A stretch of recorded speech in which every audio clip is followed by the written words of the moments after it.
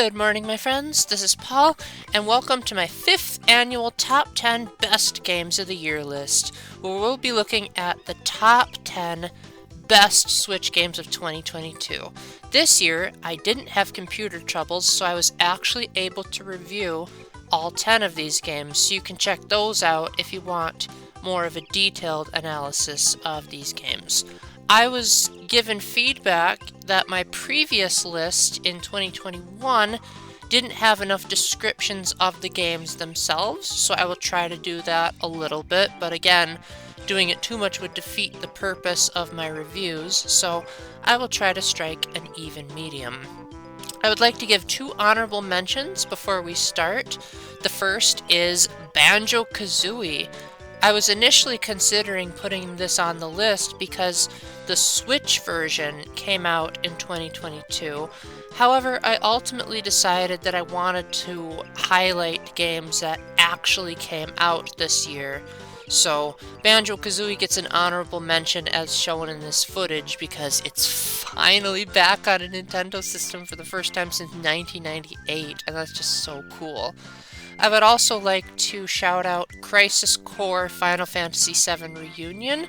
That game comes out on December 13th, which is about 14 days away as of the time of this recording. I probably would have put it on the list because it looks like it's the gameplay of Final Fantasy VII Remake, which that game looks incredible, albeit not on a Nintendo system.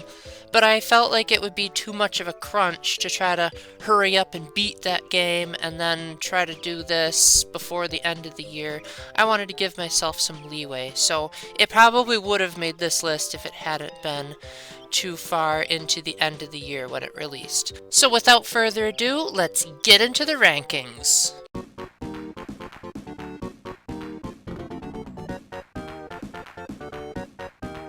Sonic Origins, well, most of it. This is a collection of the first 4 console Sonic games, Sonic the Hedgehog 1, Sonic the Hedgehog 2, Sonic CD, and Sonic 3 and Knuckles, now presented in widescreen and HD, with a few quality of life improvements and some extra features in the museum, such as extra challenges, concept art, and music tracks. Now this is also going to be in my worst games of 2022 list because I only like half of the games in the collection, and I've also seen the tweets that Headcanon, the developers of the game, had to put out because they were so disappointed by it, but I'm not here to talk about that. I'm here to talk about the positives. First and foremost, it was great that Sonic 3 and Knuckles is now in a format that's readily available. Yes, I do have it on my new 3DS and also on the GameCube, but the new 3DS is on life support, and my GameCube takes forever to read its discs. So I like that I can play this wherever I want without having to jump through a bunch of hurdles. And I like the fact that it's in high definition. And if you're playing in anniversary mode, you no longer have lives, and you can collect coins, which can be used to purchase other stuff. I'm at the point where coins are basically useless, but at least it's better than having lives. I also really like the fact that Sonic 2 now lets me explore the Hidden Palace Zone. I know that was a thing in the mobile Sonic games, but it's great that it was brought over to consoles, even if people have been saying that that's lazy. I don't really care. I like the fact that it was brought over. But I really, really like the challenges in the museum, which I think was worth the purchase alone because of that. Because now I can listen to 3 excerpts of the Sonic 30th Anniversary Symphony without needing to go on YouTube. The video quality is in high definition, and it's not just the music, it even has video footage of the performers actually playing the instruments. So, symphonic music in a Sonic game? Yes, please! It also just conveniently happens to have the Super Smash Bros. Brawl remix of Angel Island Zone, and also some of the remixes from Sonic Generations. So it's a musical treat for the ears, and 2 of the 4 games were a blast to play. Yes, I know it has problems, but none of the problems I experienced were game-breaking, so for me, I think it was a good enough experience.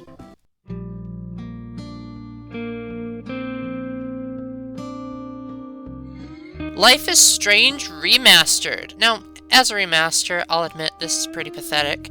It hardly looks any different from the original game, and from what I've heard, it introduced more bugs and glitches and loading screens and problems than the original game. But I am here to judge the game on its own merits, as this was the first time I played it, and it was still an enjoyable enough experience to put on the list. Life is Strange is about a college student named Max who watches her best friend get shot, and when she retaliates, which you would naturally do in that case, she discovers that she can rewind time, and so she thinks, oh, maybe I can prevent Chloe from getting shot. And so basically the rest of the game is Max using that power to make sure that Chloe doesn't die again and again and again, as well as to help other people solve their various problems. This is a very choice-driven game, so everything that you do will have consequences, and the game does a great job of making sure that you don't get away with just thinking, oh hey, I have time travel powers, I am invincible. No, there's plenty of karmic retribution to go around. Now the reason this is so low on the list is because Chloe, Max's best friend, the one that you're supposed to save and the one that you're supposed to really care about, isn't that likable of a friend. Like, she's very selfish and entitled. She always wants to get her way, blames everyone else for her problems, even though she's the one that's constantly getting in trouble. But I loved the time travel mechanics. I loved the ending sequence so much that I decided to look past the annoyance of Chloe and just say Life is Strange is a really great franchise that deals with what it means to have powers without any explanation and how they can really serve a cool gameplay purpose and can affect the story in meaningful ways.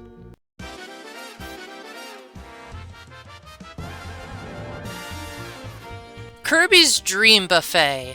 Kirby has always been known for liking to eat, and there's usually food scattered about in his games. But in Dream Buffet, that's the entire objective. It's almost like it's Gourmet Race from Kirby Superstar, but in 3D, where you control one of 4 spherical Kirbys, and your objective is to race through an obstacle course that's made entirely out of food while eating the most strawberries. This is a pretty simple game. It doesn't have that many modes. There's just races, a mini game, and then a battle royale, but there's still the basic concept of rolling around, eating as much as possible while also screwing over your opponents at the same time.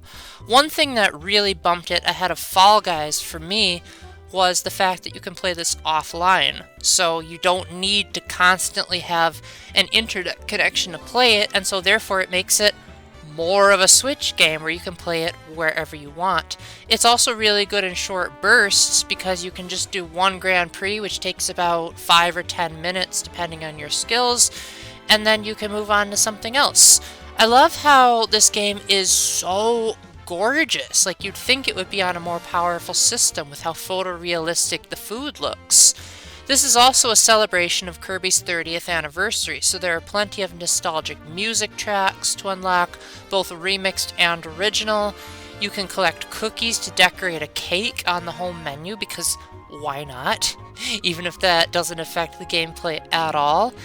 And it's just overall a lot of fun to constantly see yourself unlocking new things. And for a $15 game to be able to go up to level 135 in unlockables, that's really insane for your money. One of my followers is probably disagreeing with me right now and saying that I should have put Fall Guys on the list instead because that has a lot more variety.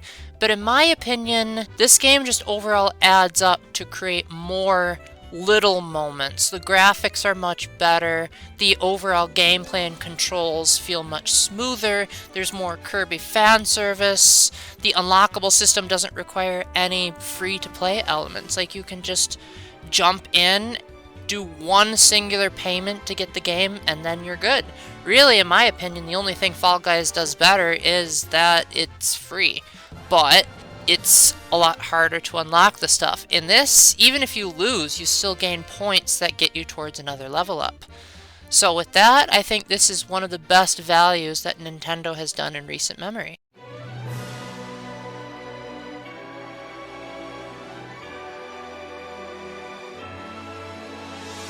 Fire Emblem Warriors 3 Hopes.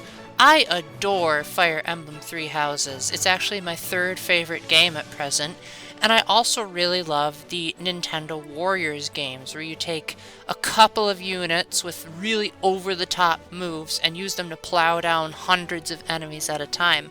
So you've got the characters and world of Three Houses with the gameplay of a Warriors game, and it works really well. The combinations are really flashy, there's a lot of customization, so your units don't have to be stuck as their default classes, and all of the voice actors were able to return, except for the guy who played Kostas, who passed away. Speaking of passed away, Billy Camus just barely managed to reprise his role as Ferdinand before he passed away shortly before this game was released, so I hope this year didn't curse him, because man, poor guy passed away at the age of 35. Most Warriors games don't try that hard to tell a story. It's really more about the action than about the story. But Three Hopes has a tremendous amount of respect and reverence for the source material, as it doesn't try to go for another Fire Emblem Warriors game, but it mixes and matches elements from Three Houses and repurposes them into an action-style hack-and-slash, as well as providing a nice alternate take on how the events of Fodlan could have played out. I especially love how you play as a new main character, with Byleth, the protagonist of the previous game, now the antagonist, so it delves out a whole different side to Byleth's personality and gives more justification that Byleth was in Smash. So I really think that if you love Three Houses, you will probably really love this. It sadly couldn't be any higher than number 7 on this list, because there were a lot of moments where the game required you to grind in side battles, which were always optional in the previous Warriors games. The thing is that after you beat the game, you have an option to skip them, so why not before? Apart from that though, this is an absolute masterpiece of a game, and I really hope one day I can buy it for myself so that I can finish the other paths.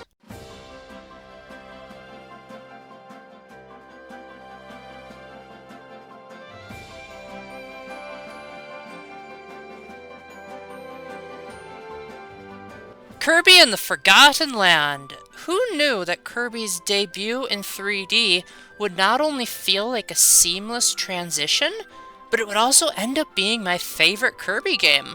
I'm not really sure what it is, because it plays so similarly to past side-scrolling Kirby platformers, albeit in 3D space. Maybe it's because the setting is post-apocalyptic. Maybe it's because not only can Kirby inhale the abilities of enemies, but he can also do mouthful mode, where he stretches himself over an object that gives him even more new powers. Maybe it's the fact that this game is more experimental with its audio and its story than usual, and has some really incredible bosses, especially with Kirby's new dodge roll. But I just think a lot of things in this game add up to really feel like you are on a brand new adventure, as opposed to, oh, it's another Kirby game. I think the anime music, while not personally my thing, at least has a good background music, and the lyrics have potential if they were to be possibly sung in English, where it could really say, yes, Kirby is in 3D, this is grand, this is majestic, this is fantastic. I also think that the graphics are really good. Like, granted, they're not mind-blowing, they're still relatively, like, Switch-y, but they definitely showcase some jaw-dropping environments that are fun to explore, and I imagine for the more intuitive folks, they might think, I wonder what the society was like before this land became forgotten. And Kirby lore enthusiasts will probably have a blast decoding all of the various revelations and Easter eggs that this game has to offer. I really think that Forgotten Land is showing a new standard for the Kirby games that people didn't think would ever happen, because Kirby hasn't been to 3D yet. Even though it may not be as big of a step forward as, say, Breath of the Wild and Super Mario Odyssey were, this is yet another Switch takes a tried-and-true formula and makes it into something spectacular, and I commend HAL Laboratory for all of the hard work they put into making this seem like an effortless transition. You never see it coming.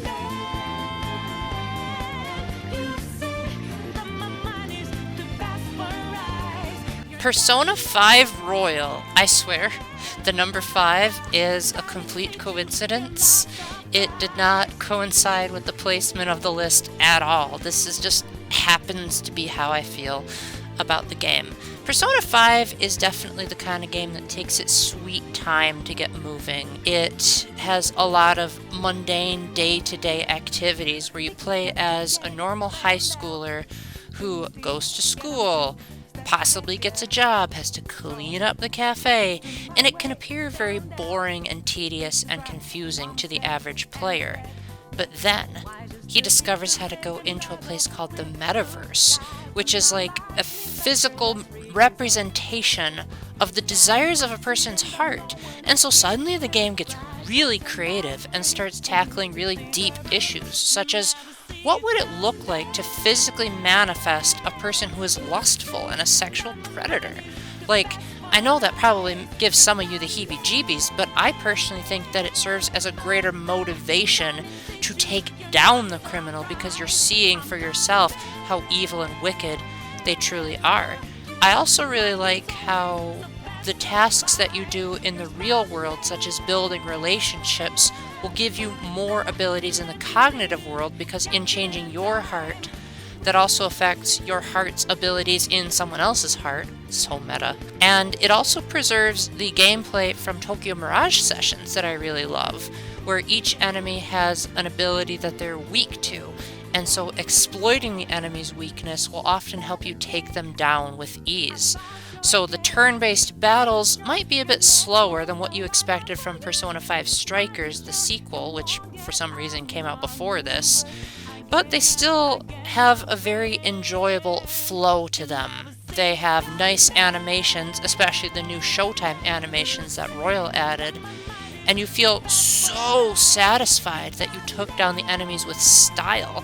That's just a general word to describe Persona 5 in general. It has a very stylistic, very non-traditional approach to its font and to its menus. Everything just pops in a really nice way.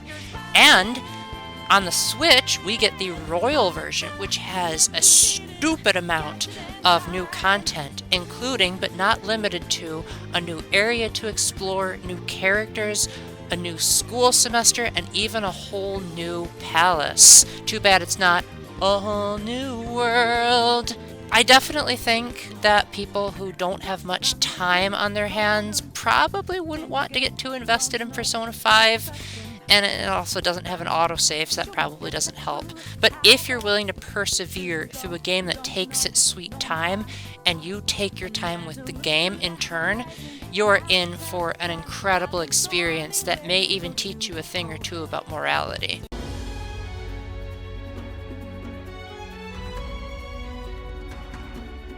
Xenoblade Chronicles 3. As most of you know, Xenoblade Chronicles Definitive Edition was my Game of the Year in my 2020 video. So, when they announced that a third Xenoblade game was going to be on the Switch, and it was a numbered sequel to Xenoblade Chronicles 2, which was polarizing to say the least, I had relatively high expectations that this game would be better than 2, but I also hoped that it would surpass the lofty standards of Xenoblade Chronicles 1. I'm still not 100% sure where both of these games stand together, but I can admit that Xenoblade Chronicles 3 is way better than 2 in pretty much every conceivable way, and it manages to be a fantastic sprawling adventure. This is an action RPG where you wander around these gigantic landscapes with cliffs that are towering over you, massive screen-filling monsters, and generally just really going all out in the level design. And then once you get into an enemy encounter, you move around in 3D space like you would in an action game, but then you use the control pad and buttons to adjust what you do in the battle like a turn-based RPG. So it's not the first time that this has ever been done, but it's nice how it takes that style of gameplay that was started in the original Xenoblade Chronicles and refines it by adding stuff like auto battles, a much more intuitive chain attack system, and the ability to use buttons instead of just scrolling through the menu awkwardly with the control pad. Admittedly, Xenoblade Chronicles 2 did that as well, but that game also had the confusing blade system, and this one is much easier to wrap your head around. I also think the audio presentation is absolutely jaw-dropping. Most of the songs were performed by the Tokyo Philharmonic Orchestra, so they sound like they belong in a movie at times. The voice acting is out of this world, especially the guy who plays Noah. He's just something else. He's like on another league of voice acting. I also think that the story deserves special praise too, as it's standalone enough where I think people who haven't played the first two Xenoblade games could probably play this just fine, but yet at the same time it has some really cute nods to the past games that fans like me went absolutely gaga over. And I also appreciate the insane amount of pro-life messages in the story, which you don't often get in JRPGs nowadays. So it's a morally sound type of story that talks about preserving life and living moment to moment. And it also is backed up with fantastic environments, lovable characters, spectacular voice acting, incredible music, and sometimes issues with pacing, which is why it's only number 4. But it still deserves to be a masterpiece game, standing alongside Xenoblade Chronicles Definitive Edition as another show-stopping title of the year.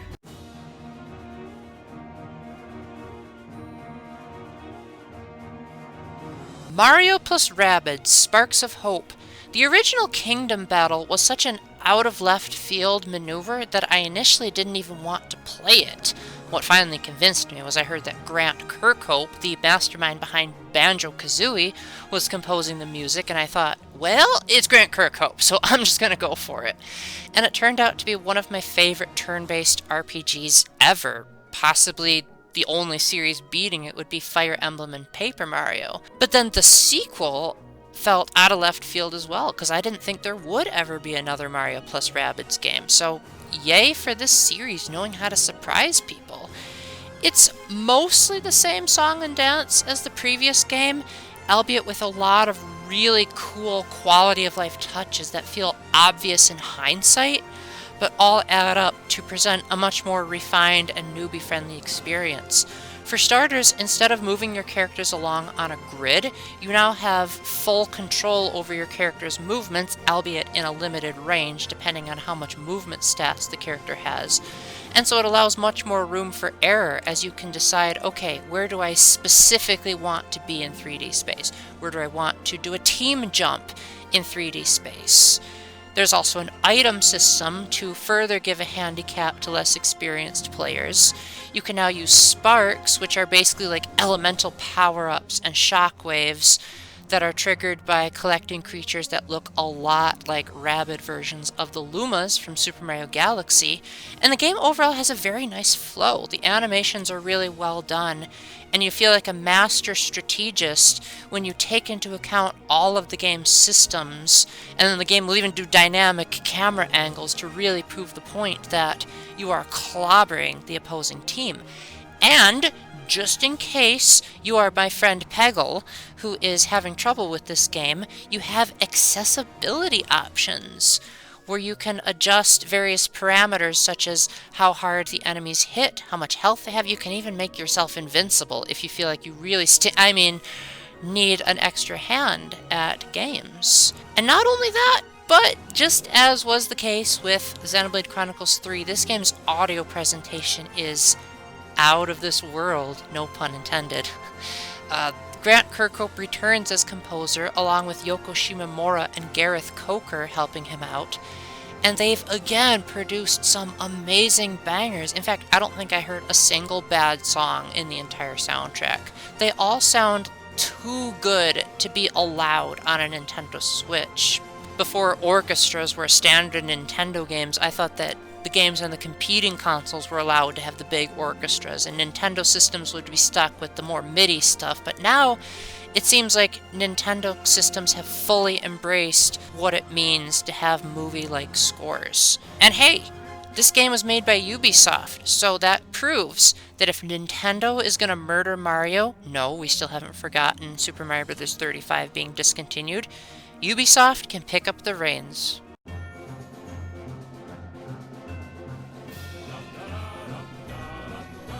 The Stanley Parable Ultra Deluxe. Some people don't like knowing too much about this game, and I can't blame them.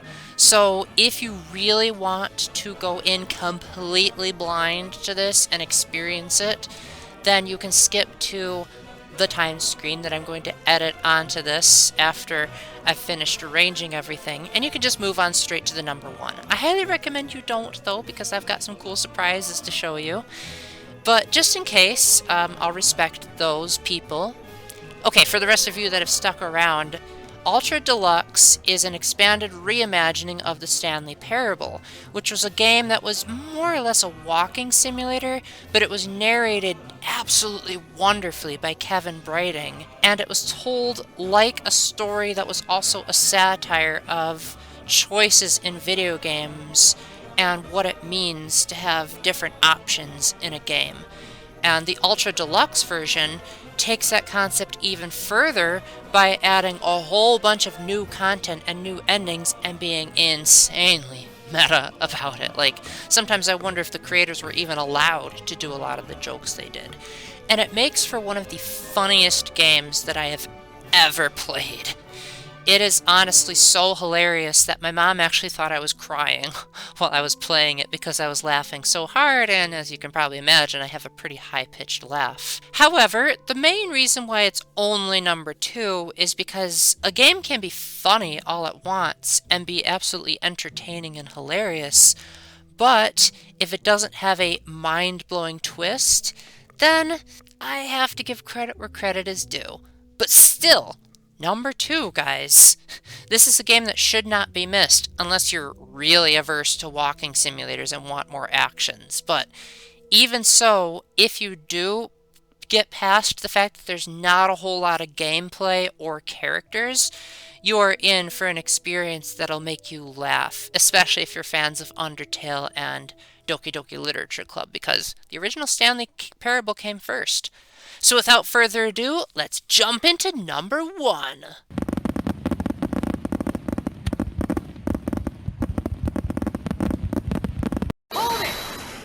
Hold on. Only number 2? Paul, do you realize what a scandal this is? Think about the reception of the original Stanley Parable.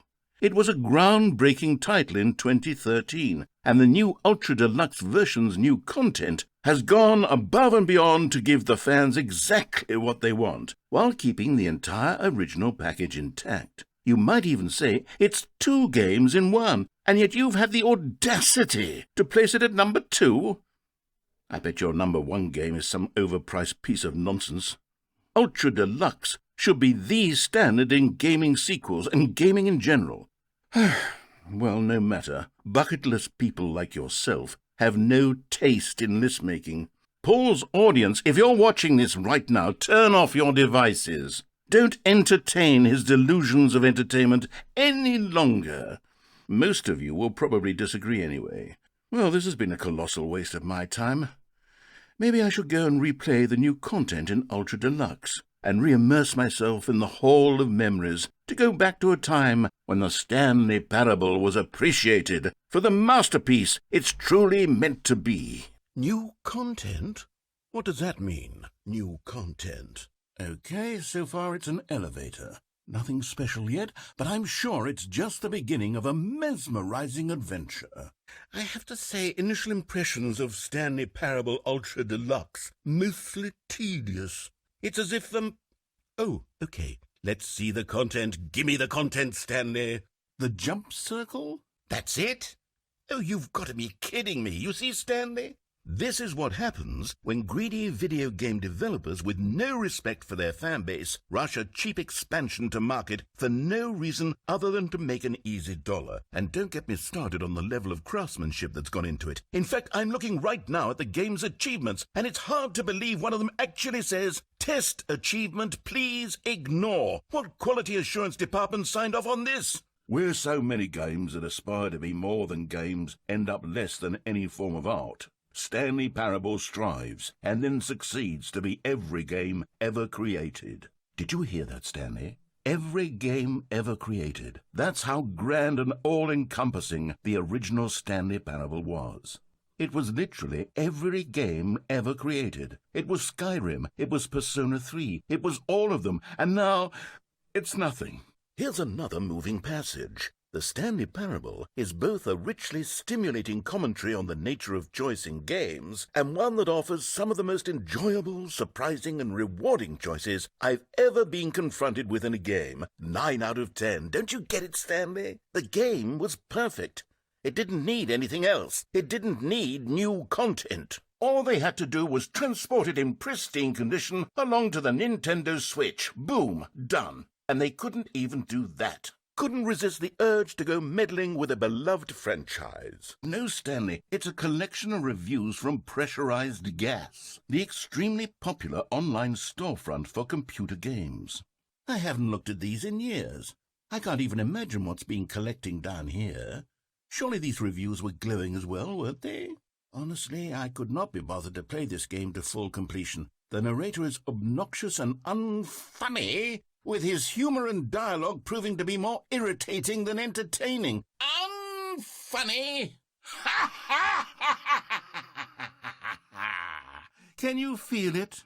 The glow of comfort, even in the face of crushing despair, must already be sweeping through your body. And in fact, can I say that I do believe the bucket lends you an air of charisma as well? I think that just holding it has made you the slightest bit more attractive as a person. The benefits of the bucket seem to go on, don't they? All this and more await you in the Stanley Parable. You win! Congratulations! I know you put in a lot of hard work, and it really paid off, so good job.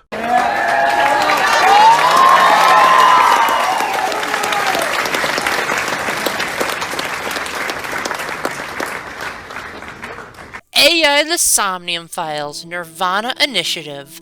I sincerely hope that I managed to fool a lot of you into thinking Stanley Parable was going to be number 1. I seriously considered it for a while, but I wanted to give props to Nirvana Initiative for having such an amazing story and being such a worthy follow-up to the original Somnium Files. However, I am going to let someone else do the talking first. Misaki Todoroki helped me fanboy/fangirl on her end about Doki Doki Literature Club Plus when that was my number 1 last year. And this year, she's returned once again, albeit this time she was only able to write a script, so I shall be reading it out to you. I will even attempt to do her voice because she says I'm really good at voice acting, so we'll see how well I do. Keep in mind that she is very careful not to reveal too many spoilers. I will have a moment where I pause the script to say this is your chance to stop the video, because from then on is going to be major spoiler territory. But keep in mind that a certain character will be mentioned that reappears from Somnium Files, so if you're like so paranoid about spoilers that you don't want to know anything, you might want to just end the video here and say, oh wow, you put Nirvana Initiative at number 1. Great job, Paul. Now time to go to the comments. So without further ado, take it away, Todoroki, in my voice trying to be her voice. Hello everyone! Misaki Todoroki here with my review of Aya the Somnium Files Nirvana Initiative. Now before I get started, I'd like to say a huge thank you to Paul for letting me be a part of his video. He's an amazing friend, and I'm thankful to have been a part of all the videos we've collabed in. Thank you so much. Now that that mushiness is out of the way, on with the review. Now I know what you're all going to ask me. Todoroki, how's the gameplay? How are the controls? Are they easy? Was it hard to beat the game? Unfortunately, that's a question I cannot answer, since I've not played the game for myself. I've only seen a playthrough on YouTube and saw the many mind-boggling endings that way. However, that doesn't mean I can't take the time and appreciate the game itself. So without further ado, here are my thoughts.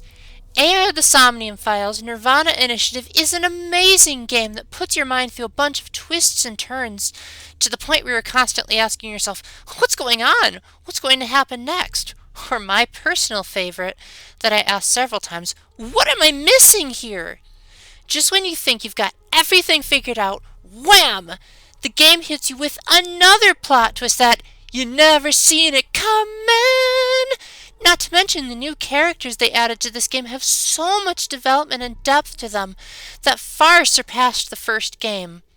Needless to say, Paul placing this game in the #1 spot is completely justified, and I agree with its placement wholeheartedly. See, Paul?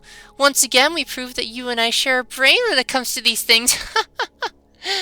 Getting back on track to the topic of the game, another amazing thing about it is the many new game modes, such as Wink Sync, the amazing filming thing where you put together the crime scene with your AI ball companion. A quick correction, Wink Syncing is when you get a miniature glimpse into a person's head. She is referring to crime scene recreation, but at least she got that part right, she just got the name wrong. And many more things that I can't delve too far into for the sake of not spoiling it, which we're going to do eventually. All I will say is that in order to experience these many plot twists in gameplay, please pick up a copy of it yourself, or just watch a walkthrough like she did. I promise you, you won't regret it. They also have a non-spoilery option at the beginning of the game that you can choose. So even if you haven't played the original AI of the Somnium Files, you can still enjoy the game without worrying about spoiling the previous game, which is something not many sequels have done. It's a bit hard to access that non-spoilery option, as you really have to remember a lot of those Japanese names. In my original review of Somnium Files, I originally said that not a whole lot of dialogue changed, but then I started another file and managed to get the names right, and yes, it does actually change a lot. So if you really don't want to know what happened in the first game, take advantage of that option. Also, the new music they added was so amazing. I literally listened to the full soundtrack on loop every chance I get, whether I'm writing, just hanging out at home, or on a long drive. I always make sure to listen to the soundtrack of Nirvana Initiative. It has one of the most amazing soundtracks I've ever heard, and it far surpasses the first game. Enough said. Another amazing thing about Nirvana Initiative is, and at this point, there's going to be some major spoilers to the post-game. So at this point, if you want to click out of the video and you don't want to know about what amazing surprises are in store, this is your chance. Going once, going twice. Okay, continuing. The many Zero Escape references. Once again, I can't say too much on this topic without spoiling the game, but I will say this. Anyone who's ever played the Zero Escape series will immediately get the references. There's so many to name, and here's a bit of trivia for you all. When the first trailer for Nirvana Initiative came out, I was both shocked and amazed at the fact that Mizuki was playing a game on her gaming console, and not just any game. She was playing the first escape room from the ship's cabin in 999. Yup, the very same one that the player plays after booting up the game. My eyes immediately lit up when I saw it. I had to pause the trailer just so I could stare at it in amazement longer. It just makes me so happy that the creator of the game slipped in a reference to one of my favorite games. I'm pretty happy as well. And that's not the only reference to the cabin escape room. If you haven't left yet, we are literally about to spoil the post-game, so this is your last warning. Major spoilers coming up. Okay, if you're still here. They actually added a post-game mode where, after beating the game, you can go to the shop where you spend the collectible eyeballs you find in each of the Somniums. And one of the items available for purchase is Third Class Cabin. When I first saw this, I thought, wait, is this the cabin I think it's talking about? Then I shook my head, thinking that maybe it was just a coincidence. But my gut wouldn't stop telling me there was a possible 999 reference there. So I watched the playthrough, and sure enough, I was right! Actually, I think she forgot that I spoiled it for her a while ago because she gave me permission, but oh well, sometimes it's fun to get when I already tell a person something, then they forget, then think they took the credit for themselves. Not only was the Somnium taking place in the cabin, they also had Aiba, the player character, say the exact same lines as Junpei, with the exception that Aiba says from sinking instead of from work. The way the voice actors put so much emotion into Aiba saying Junpei's lines made me both laugh and also gave me a nostalgia trip that made me want to play 999 again.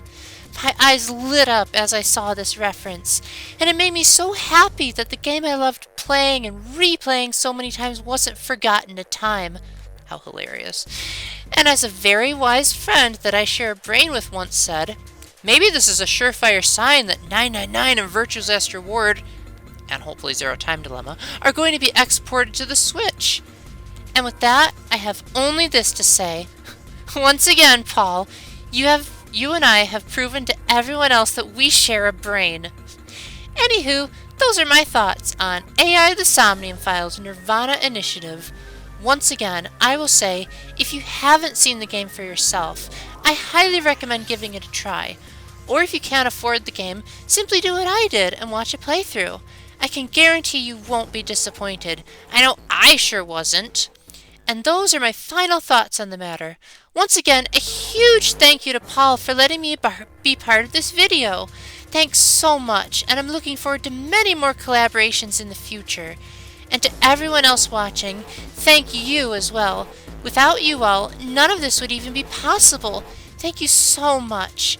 Much love and positivity to you all, and God bless. Wow, I hope I did her voice justice, because my throat was killing me after all of that.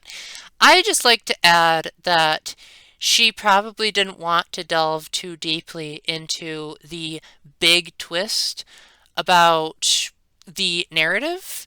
And so, because this is number one, I want to gush over how this game handles its plot twist. So, just in case you were okay with the post game but weren't okay with the twist, this is yet another opportunity for you to just stop the video and move on.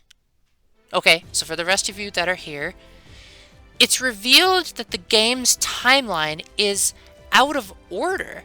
So in other words, what you thought was happening 6 years apart were actually happening a couple of days apart, and vice versa. Now, I get that maybe the overall story by itself might not be as engaging as the original Somnium Files with its, well, if you want to trigger the non-spoiler option, I better not say, but that game blew my mind when I first played it. However, with Nirvana Initiative, I think the twist about the timeline gives it much more replayability as you play it normally and you're wondering what the heck is going on, but eventually you think you've got the whole game sorted out. But then when you realize that you were playing it out of order, the game gives you an option to reveal the true flowchart, and then I decided to start a whole new file, and I realized, oh gosh, this game tricked me in so many ways, and this is such a classic Kotaro Uchikoshi trick, and I love how he still hasn't lost his touch, and if anything, I actually think it might even surpass the narrative twists of the Zero Escape games. I still think the Zero Escape games have a better overall storyline, but the twist onto how the story was told was much better here. Also, the Zero Escape references are absolutely amazing. There's even DLC where you can purchase the Zero Escape, or not the Zero Escape, Zero's gas mask, and after you beat the Somnium, which Todoroki forgot to mention that it costs 999 eyeballs to unlock the first class cabin, you know, based on how it's called 999. And then after that, you can purchase Junpei's bracelet for 5 eyeballs, because Junpei's bracelet number in 999 is number 5. So thank you so much, everyone, for joining me on this trip down memory lane. I hope that you enjoyed my order. I hope you enjoyed the games I picked, and I really hope I inspired some of you to pick up these games for yourself, or at the very least rent them or watch a playthrough.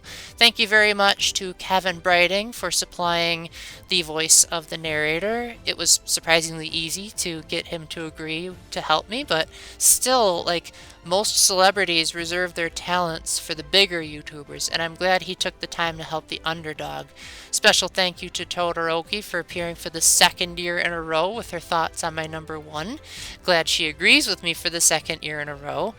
And I hope you all have a great rest of your year. As of the time of this recording, it is Christmas Eve, so if I post this on time, Merry Christmas, Happy New Year, and I hope my next list is even better than this one. So without further ado, before I close the video, I should thank my patrons, Matthew Rakowski, SploonGhost, and Splatcat, for supporting me financially.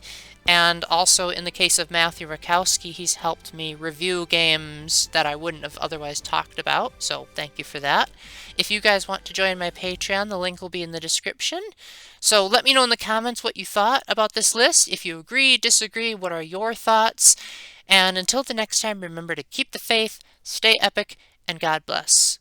Bye!